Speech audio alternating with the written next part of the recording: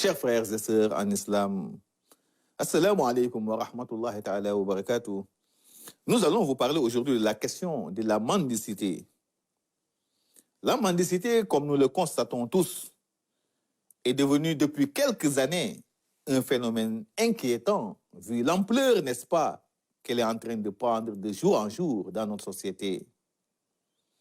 Et malgré les nombreuses études et politiques d'éradication mises en place par nos autorités, la question de la mendicité, il faut le dire, reste difficile à maîtriser. Chers frères et sœurs en islam, la mendicité est une pratique que l'islam condamne sur toutes ses formes. Elle n'est seulement permise qu'en cas d'extrême nécessité. On nous dit « As-sa'ilu muharramun fi shar'i illa li darura ».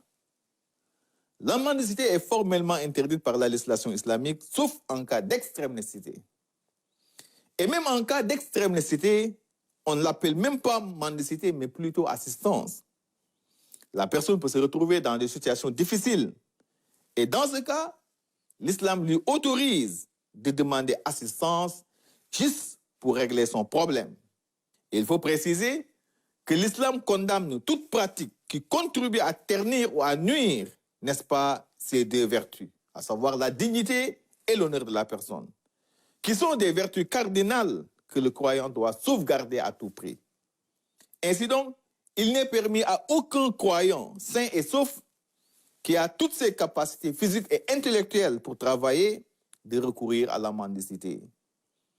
Cela est même considéré comme un délit. Une personne bien portante qui s'adonne à la mendicité doit être arrêtée, jugée et punie sévèrement. Parce qu'elle est en train non seulement de ternir sa dignité et son honneur, mais aussi elle est en train de faire reculer son pays sur le plan économique. Chers frères en islam, c'est le manque de solidarité, de partage et d'entraide qui est, si vous voulez, la cause principale de la mendicité. Des valeurs ou des vertus qui font partie des fondamentaux, n'est-ce pas, de l'islam.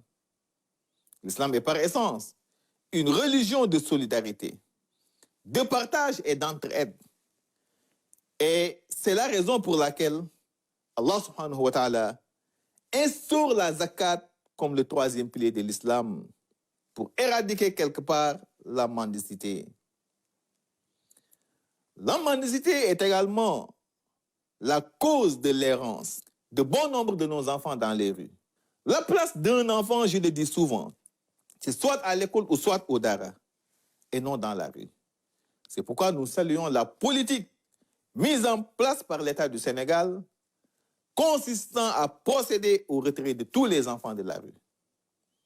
La mendicité était juste instaurée dans les daras traditionnels, dans le seul but d'inculquer aux apprenants des valeurs telles que la modestie, la tolérance, le partage et la solidarité. Et surtout encore, combattre en eux tout caractère orgueilleux, afin qu'ils puissent évoluer face à n'importe quelle situation, n'est-ce pas, de la vie. C'était cela en vérité l'objectif visé dans cette pratique qu'est la mendicité.